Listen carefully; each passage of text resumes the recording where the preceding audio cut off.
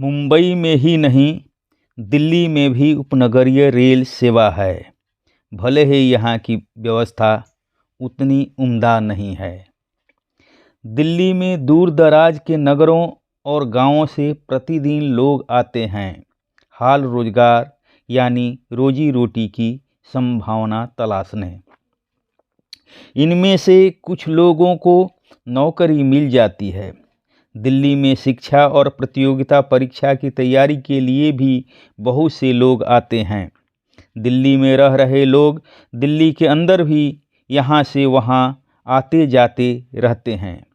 दिल्ली के आसपास बसे शहरों के लोग दिल्ली में आकर काम करते हैं और अपने आवास स्थल को लौट जाते हैं। इसके ठीक विपरीत दिल्ली में रह रहे लोग आसपास के शहरों में काम करने जाते हैं और काम करके लौट आते हैं। इस आवागमन में भारतीय रेल की उपनगरीय रेल सेवा एक महत्वपूर्ण भूमिका निभाती है। दिल्ली में कई रेल लाइनें आती हैं, अलग अलग दिशाओं से। एक रेल लाइन आती है रोहतक की ओर से, जिस पर बहादुरगढ़ रेलवे स्टेशन है। दिल्ली में इस लाइन पर घेवरा, नांगलोई, मंगोलपुरी, शकूरबस्ती इत्यादि रेलवे स्टेशन हैं। दूसरी लाइन आती है सोनीपत पानीपत की ओर से, जिस पर नरेला, खेड़ा कला, होलंबी कला, आदर्श नगर आदि रेलवे स्टेशन हैं। तीसरी लाइन शहादरा में आकर मिलती है, जो पुरानी दिल्ली रेलवे स्टेशन को जोड़ती है। चौथी लाइन गाजियाबाद की ओर से आती है। इसी लाइन पर आनंद विहार और तिलक ब्रिज स्टेशन भी हैं। पांचवी लाइन फरीदाबाद की ओर से आती है, जिस पे तुगलकाबाद, ओखला और निजामुद्दीन रेलवे स्टेशन हैं। छठी लाइन गुरुग्राम की ओर से आती है, जिस पर दिल्ली में विजयवासन, शाहबाद, पालम, दिल्ली कैंट आदि रेलवे स्टेशन हैं। रिंग रेल के स्टेशन भी इस उपनगरीय रेल सेवा के अंग हैं। भारतीय रेल सेवा के दिल्ली में कुल छोटे बड़े 46 रेलवे स्टेशन हैं। इनमें से ज़्यादातर रेलवे स्टेशनों पर जन सुविधाओं का घोर अभाव है। छोटे स्टेशनों पर पैसेंजर ट्रेनें रुकती हैं। इनकी संख्या पर्याप्त नहीं है। ये ट्रेनें अगर ज़्यादा तादाद में होती तो दिल्ली और आसपास के शहरों में रहने वाले लोगों के लिए आवागमन ज़्यादा सुगम होता। उपनगरीय रेल की स्थिति को जांचने के लिए हमने 3 रेलवे स्टेशनों का खास तौर पर मुआयना किया है। ये रेलवे स्टेशन हैं मंगोलपुरी, शकूरबस्ती और आदर्श नगर। शकूरबस्ती और नांगलोई जैसे बेहतर सेवा उपलब्ध हैं, जहां अनारक्षित टिकट और आरक्षित टिकट प्राप्त करने की सुविधा है।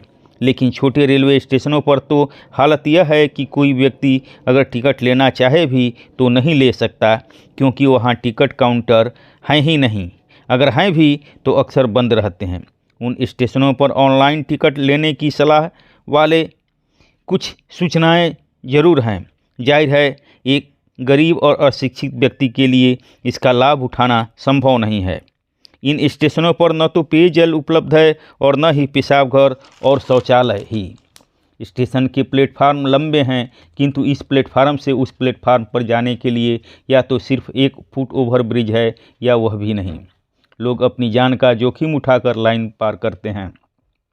कोरोना काल में तो पूरी रेल व्यवस्था ही चरमरा गई थी। अब भी उसमें अपेक्षित सुधार नहीं हुआ है। उपनगरीय रेल का उपयोग करने वाले बताते हैं कि इसका मासिक पास बहुत ही कम में बनता है। मेट्रो रेल के एक दिन के किराए की रकम में उपनगरीय रेल सेवा की महीने भर की यात्रा की जा सकती है। यदि इस रेल सेवा पर सरकार पर्याप्त ध्यान दे तो आम आदमी के जीवन में बहुत सी मुश्किलें आसान हो जाएं। दिल्ली जैसे महानगर में मकान का किराया ज़्यादा है और सामान्य ज़रूरत की चीज़ें भी महंगी मिलती हैं।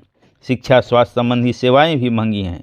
यदि समय से रेलगाड़ियों का परिचालन हो तो दिल्ली में काम करने के बावजूद लोग आसपास के शहरों से आना जाना पसंद करेंगे, क्योंकि बाकी सुविधाएं उन्हें उन शहरों में सस्ती मिल जाया करती हैं। लेकिन समय की विडंबना यह है कि सरकार का ध्यान सामान्य रेल की सुविधाएं बेहतर बनाने की बजाय तथाकथित आधुनिक रेल प्रणाली विकसित करने पर जोर है।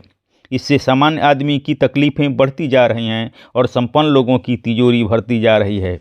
मेट्रो रेल और हाई स्पीड ट्रेनें इन्हीं संपन्न लोगों को फ़ायदा पहुंचा रही हैं, चाहे वे देसी लोग हों या विदेशी। ठेकेदारी में उनकी बल्ले बल्ले है। आदर्श नगर रेलवे स्टेशन दिल्ली की सबसे बड़ी आज़ादपुर फल और सब्जी मंडी के एकदम करीब है। एक समय व्यापारी रेल से अपना सामान लाते थे, लेकिन अब ट्रक के जरिए सड़क मार्ग से सामान लाना पसंद करते हैं। यदि रेल नेटवर्क को बेहतर बनाया जाए तो सड़कों पर ट्रकों की दौड़ भी कम की जा सकती है। इससे सड़क दुर्घटनाओं में भी कमी आएगी। रेल की पटरियां मंडी तक ले जाकर सामानों की आवाजाही को सुगम बनाना कोई मुश्किल काम नहीं। रेलवे लाइन के दोनों तरफ बहुत ज़्यादा खाली ज़मीन है। इस ज़मीन का उपयोग रेलवे की सुविधाओं को बढ़ाने के लिए किया जा सकता है। अगर सरकार में इच्छा शक्ति हो तो जनसामान्य को ध्यान में रखकर रेलवे लाइनों और ट्रेनों की संख्या का विस्तार करना असंभव नहीं, लेकिन रेलवे के बजट को आम बजट का हिस्सा बनाना सरकार की लापरवाह नीति की ओर ही इशारा है। गाड़ी संख्या 04934 शकूर बस्ती धनपुर पैसेंजर शकूर बस्ती से चलकर पुरानी दिल्ली साहिबाबाद गाजियाबाद के रास्ते धनपुर को जाने वाली प्लेटफॉर्म नंबर 3 पर आ रही है। गाड़ी संख्या 04934 शकूर बस्ती धनपुर